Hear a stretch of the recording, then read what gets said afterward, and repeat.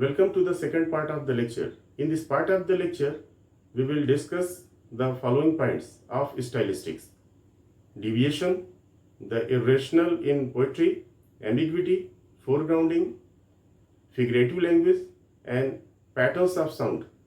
Before we go on to discuss these points, it is important here to know that the concept of foregrounding is very significant. Foregrounding means making something prominent for attracting attention.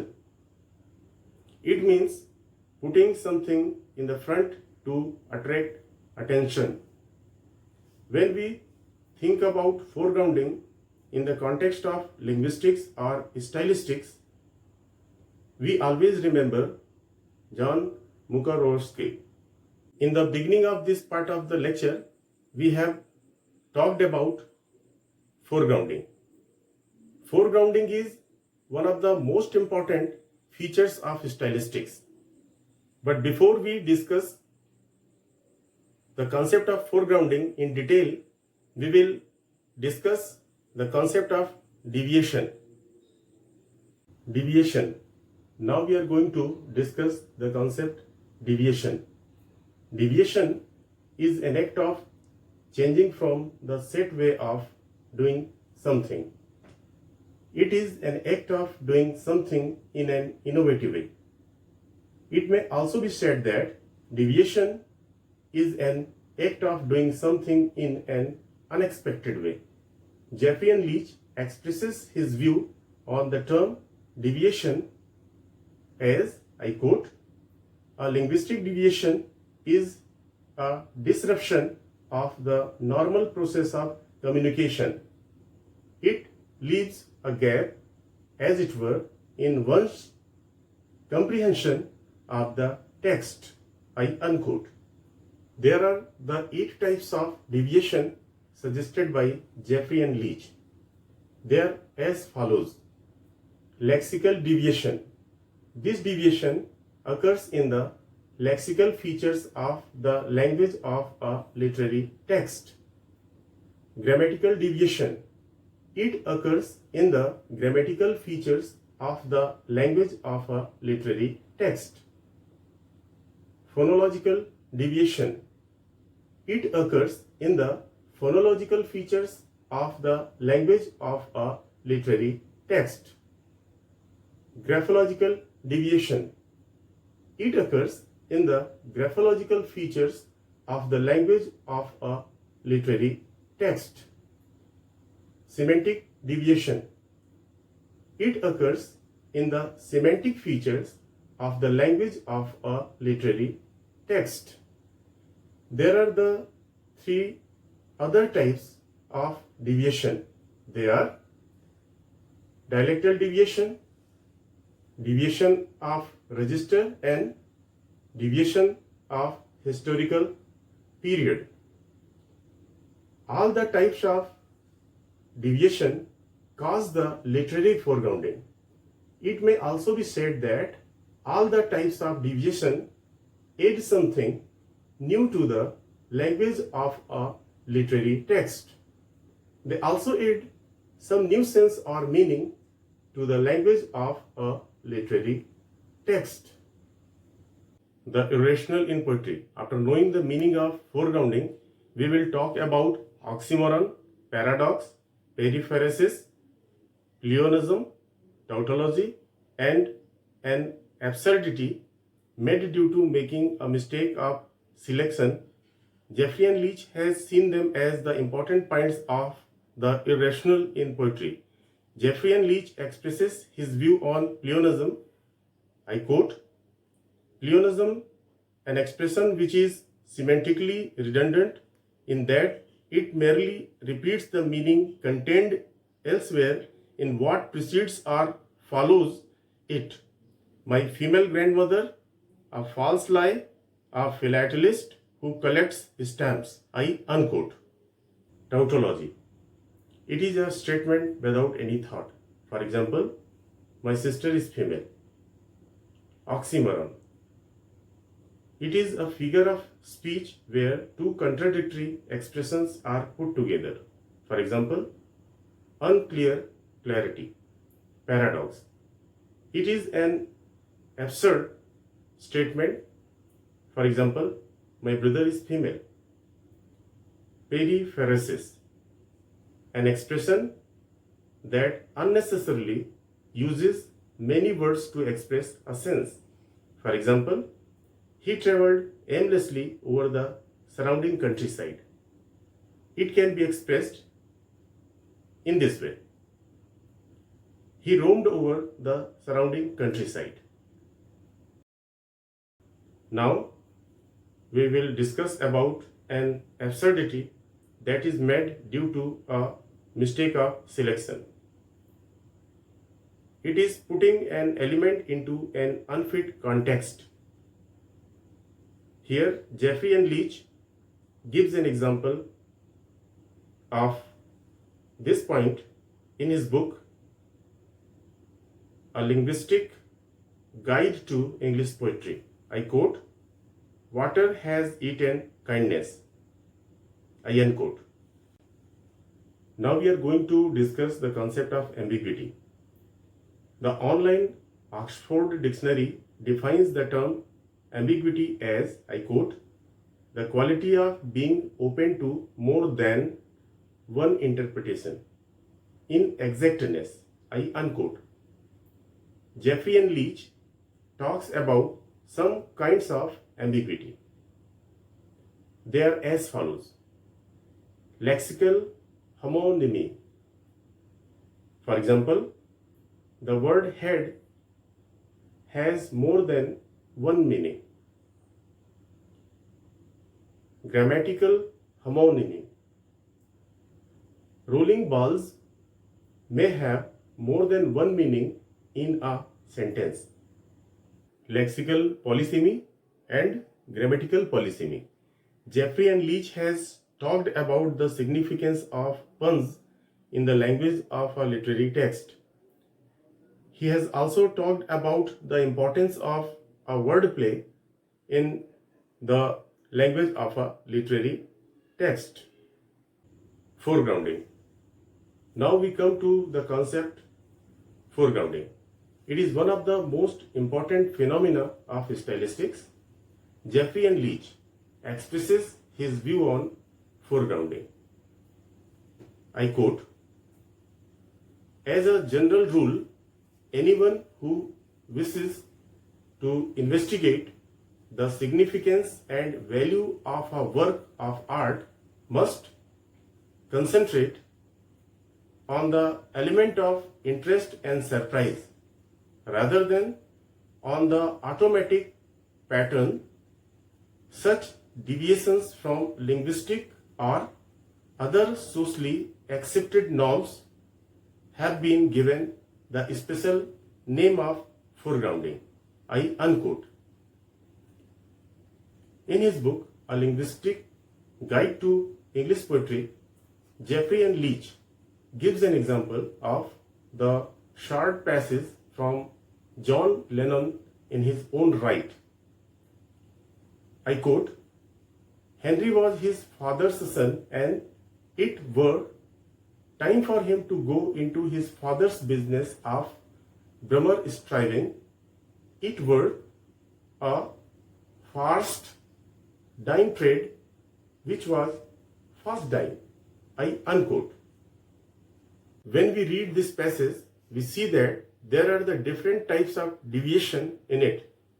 We have already discussed the types of deviation in this lecture. There are many factors that create foregrounding in the language of a literary text. Deviation and parallelism play very important roles in it. In this context, parallelism is treated as a way of foregrounding. Jeffrey N. Leach expresses his view on the things related to parallelism and foregrounding.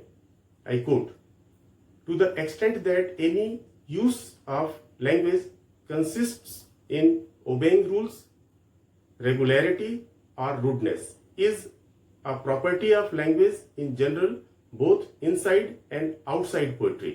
I unquote. In the context of foregrounding, Jeffrey and Leach talks about the verbal repetition. Here he talks about schemes and tropes. All these factors play very important roles in the language of a literary text. In this context, it can be said that the figures of speech like alliteration, anaphora, chiasmus, metaphor, irony, and synecdoche play very important roles. Figurative language. Now we come to the topic that deals with the figures of speech. There are the different types of the figures of speech in English. For example, alliteration, metaphor, simile, personification, apostrophe, hyperbole, euphemism, oxymoron, epigram, irony, metonymy, synecdoche, pun, antithesis, litotes, interrogation, exclamation, climax, and anticlimax. Here, in this context, we will discuss the specific features of the figurative interpretation. Jeffrey and Leach defines the transfer of meaning as, I quote, one of the reasons why figurative interpretation is not completely random is that language contains rules of transference or particular mechanisms for deriving one meaning of a word from another, I unquote. Now we will talk about some figures of speech, synecdoche. In this figure of speech, a part is used to designate the whole or vice versa. For example, his hand is winning the match. Metaphor. The online Oxford Dictionary defines the term metaphor as, I quote, a figure of speech in which a word or phrase is applied to an object or action to which it is not literally applicable, I unquote.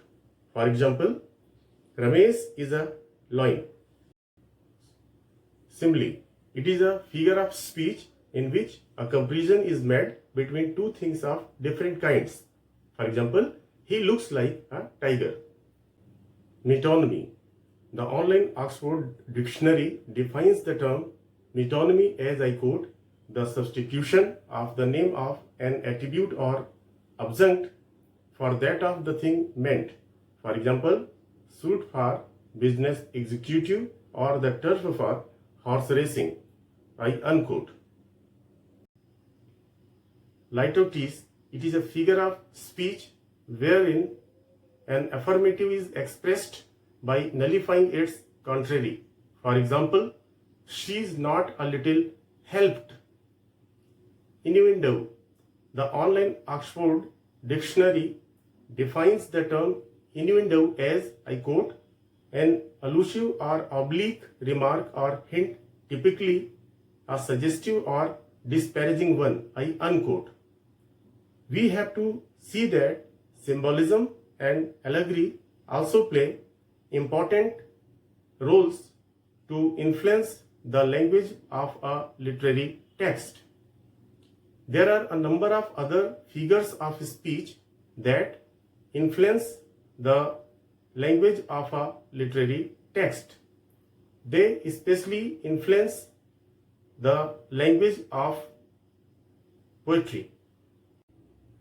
Patterns of sound. Now we are going to discuss the patterns of sound. The different patterns of sound are very decisive features of the language of a literary text. They play very important roles, especially in poetry. The patterns of sound get influenced by the different factors like rhythm, meter, phoneme, morpheme, syllable, and music. A change in a phoneme changes the patterns of sound of a word. Jeffrey and Leach talks about these factors. Another very significant point of the patterns of sound is music. Music plays a very significant role in poetry.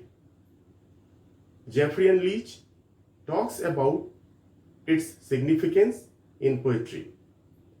He gives an example of Coleridge's Kubla Khan. In this work, the noticeable significance of music in poetry is clearly visible. He talks about the significance of chiming and onomatopoeia in the patterns of sound.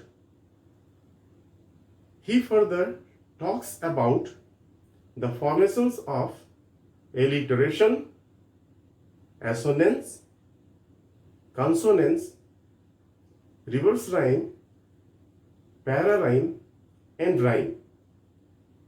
All of them highly influence the language of a literary text. They play very significant roles in poetry. Now we are going to see some questions based on the topics discussed here in both the parts of this lecture. The questions are as follows. What is stylistics? Explain essentials of stylistics. Define deviation. Explain the irrational in poetry. What is ambiguity? Explain with examples. What is foregrounding? Explain figurative language. And explain patterns of sound. Now it is the end of this lecture.